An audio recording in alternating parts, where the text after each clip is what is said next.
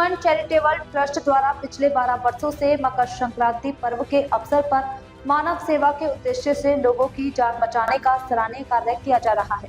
Trust की ओर से मोटरसाइकिलों पर निःशुल्क सेफ्टी गार्ड लगाए जाते हैं, जिसके कारण हर वर्ष हजारों लोगों की जान सुरक्षित रहती है। इसी सेवा भावना को आगे बढ़ाते हुए ट्रस्ट द्वारा दिनांक 11 जनवरी 2026 स्थान बारडोली टाउन हॉल एक भव्य रक्तदान शिविर का आयोजन किया गया।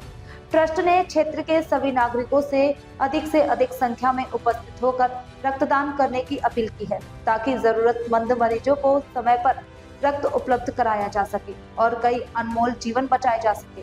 जय श्री राम, जय जलाराम। माરું નામ હાર્દિક પટેલ છે અને આઈ એમ હ્યુમન ચેરિટેબલ ટ્રસ્ટના પ્રમુખ તરીકે કાર્યરત છું।